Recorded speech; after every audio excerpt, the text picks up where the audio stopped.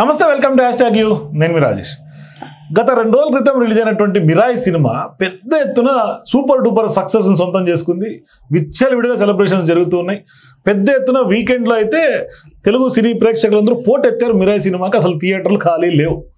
ఈ వ్యవహారం నడుస్తున్నటువంటి ఈ వ్యవహారం ఒక అంశం ఒక పక్కన జరుగుతూ ఉంటే, ఇంకో పక్క సోషల్ మీడియాలో విస్తృతంగా మిరాయి సినిమా కాపీ కొట్టారు. అంటే అప్పట్లో నటుడు కృష్ణ సినిమా ఏదైతే వచ్చిందో మహాబలుడు, ఇప్పుడు ఆ సినిమా స్టోరీ యథార్థంగానే ఇప్పుడు మిరాయి ఉంది.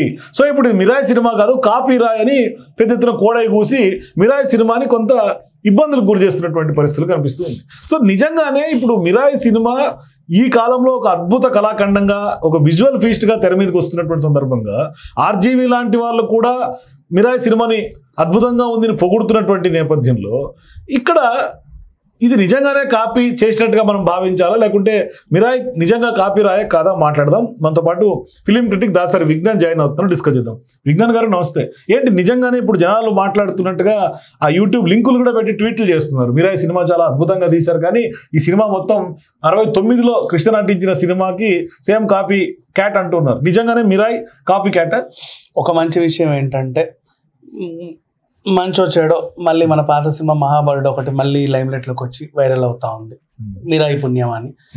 నెక్స్ట్ ఇప్పుడు నేను అంటే 69లో అంటే 56 ఏళ్ల క్రితం ఇప్పుడు రీ రిలీజ్ చేసుకున్నంత క్రేజ్ వచ్చింది అనుకుందాం. అంత చూస్తున్నారు ఏంటి దీంట్లో కంటెంట్ అని. కొన్ని సినిమాల నుంచి కొన్ని పాయింట్లు తీసుకుంటారు, కానీ మక్కి అచ్చుకుతినట్టు దించింది అయితే కాదు ఇది. నెక్స్ట్ ఒకవేళ తీసుకున్నారే అనుకుందాం, వారసుడు వచ్చాడు సినిమాని చూశారు, ఎంజాయ్ చేశారు. నువ్వు వస్తారంటే నేను వద్దంటాను సినిమాని కూడా ఎంజాయ్ చేశాను. అక్కడ మన నాగార్జున సినిమా, ఇక్కడ మళ్ళీ సిద్ధార్థది. సినిమాని పోలిన సినిమాలు బోల్డ్ అని వస్తానే ఉంటాయి.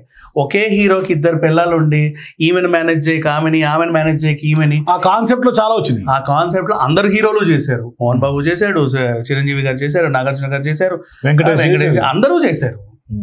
ఆల్మోస్ట్ అంటే కాన్సెప్ట్స్ కామనే.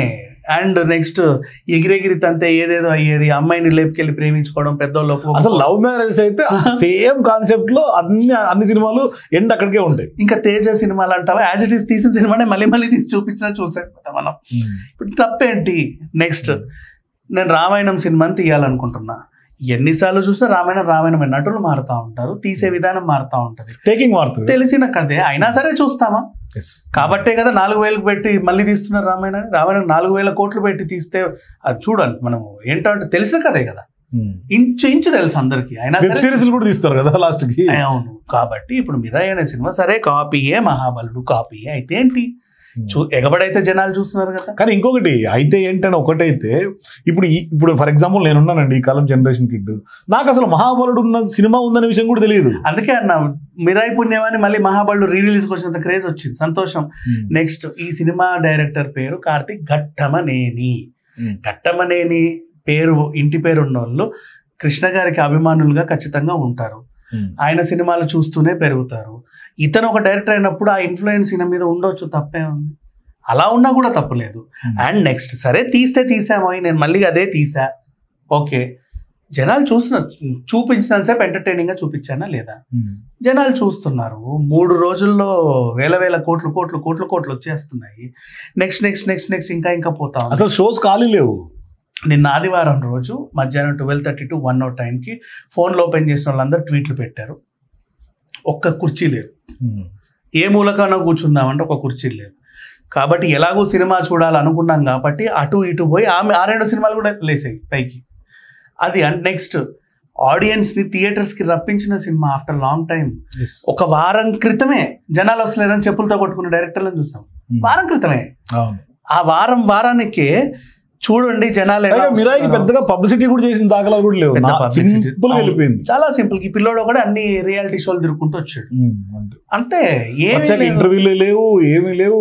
Super duper SIT grand set వేసి ప్రీ రిలీజ్ ఈవెంట్లు చేయలేదు, మళ్ళీ పాన్ ఇండియా లెవెల్ లో రిలీజ్ చేసుకున్నారు. చాలా హ్యాపీగా సరదాగా. కానీ ఇట్లా మీరు కాపీ గురించి మాట్లాడితే, గతంలో తమన్ ఎవరైతే మ్యూజిక్ డైరెక్టర్ ఉన్నాడో ఆయన మొత్తం ట్యూన్స్ అన్ని కాపీ అని కూడా ఇదే సమాజం ఎత్తిపొడిచింది. అట్లాగే రాజమౌళి మొత్తం బాహుబలి లాంటి పెద్ద విజువల్ ఫీస్ట్ తీస్తే దాంట్లో కూడా వంకలు ఎత్తికి ఆయన తీసిన సినిమాలు చాలా వరకు కొన్ని సీన్లు యాజ్ గా విదేశాల్లో ఉన్నవి కాపీ కొట్టారనే చర్చలు కూడా జరిగినాయి.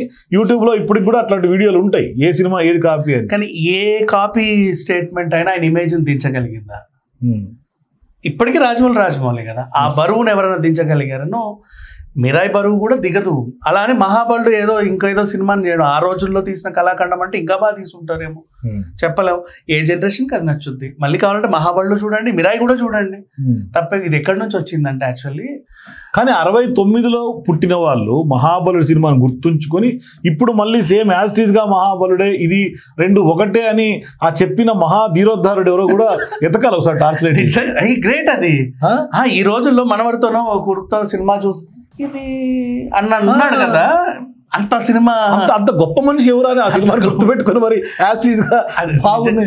నిజంగా క్రెడిట్ గోస్ టు హిమ్, అతనికే ఇవ్వాలి. ట్రోల్ చేసే వాళ్ళు ట్రోల్ చెయ్యొద్దు, గొప్ప విషయమే. కాపీ ఉంటే ఏంటి, తప్పే ఉంది. ఇప్పుడు పెదరాయుడు వచ్చింది ఎందుకు, ఇప్పుడు మీరు అన్నట్టుగా కాపీ ఉంటే తప్పేంటి అంటున్నారు కదా. అట్లా అనుకుంటే చిరంజీవి 100వ సినిమా కూడా తమిళ సినిమాని రీమేక్ చేసుకుందే కదా, రీమేక్ ఇస్ ఆల్సో కాపీ కదా. రీమేక్ అన్నా కూడా కాపీ. నీకు రీమేక్ అనే పదం ఉంటే కాపీ, దీనికి కూడా మరి మీరు రీమేక్ అని పెట్టుకోవాలి. ఇప్పుడు పెట్టుకుంటే భలే తీసారనుకోవచ్చు మేబీ. అంటే విషయం చూడు, as it is copy scenes అంటారు కానీ ప్రతి రీమేక్ సినిమా కూడా ఒక కాపీయే ఇప్పటి వరకు ఉన్న జనరేషన్లో. ఆ సినిమాని మళ్ళీ తీస్తున్నారంట, షోలేని మళ్ళీ తీస్తున్నారంట, ఇంకేదో మళ్ళీ తీస్తున్నారు అనేదే కాపీ. ఆ కాపీ కూడా వాడు కన్విన్స్ అవుతారు, మళ్ళీ భలే తీసారే అంటారు. రిలీజ్ చేసినా వాడికి నష్టం లేదు, అబ్బా మళ్ళీ రిలీజ్ చేశాడు 4Kలో. కాపీ అనే పదం ఒకటి. ఎందుకు Mayabazar black and white colour చేసి రిలీజ్ చేయలే? ఇప్పుడు black and white colour copy సినిమాలు పెద్ద ఎత్తున తండాలుగా పోయారు అందరూ. సో వీళ్ళకి అర్థం కావట్లా. తీసింది జనాలు చూడడానికి, థియేటర్లో నిండడానికి. తీసినోడు బాగున్నాడు, చూసినోడు బాగున్నాడు, థియేటర్లు నింపుకున్నాడు బాగున్నాడు, మధ్యలో పోనోడు ఇట్లాంటి పోస్టులు పెడుతుంటాడు. ఇట్లాంటి పోస్టులన్నీ పెట్టుకుంటూ అదైనా ఒక రకంగా క్రేజీ ప్లస్ కొంత పబ్లిసిటీ వస్తలేదు దానివల్ల అయినా కొంత. ఇది ఎక్కడ స్టార్ట్ అయిందంటే మన సినిమా ఫంక్షన్కి రానా, తేజ సజ్జా హనుమాన్ సినిమా తర్వాత హోస్ట్ చేయాల్సి వచ్చింది. ఆ టైంలో సెటైర్ వేశారు. సెటైర్ వేయడం ఒక ఆర్ట్, తీసుకోవడం కూడా ఒక ఆర్ట్. అలాంటి ఒక సెటైర్లో గుంటూరు కారం సినిమాని అవమానించారు అనే ఫీలింగ్ కొంతమంది పెట్టుకొని, నువ్వు ఏదో రోజు మళ్ళీ వస్తావు కదా అప్పుడు నీ సంగతి చెప్తా అని గ్రడ్జ్ పెట్టుకొని ఆ రోజు వచ్చిన తర్వాత దాన్ని ట్రోల్ చేయడానికి కావాలని మహాబలుడుని అంటగట్టినట్టు అనిపించింది. అంతమించి ఏమీ లేదు.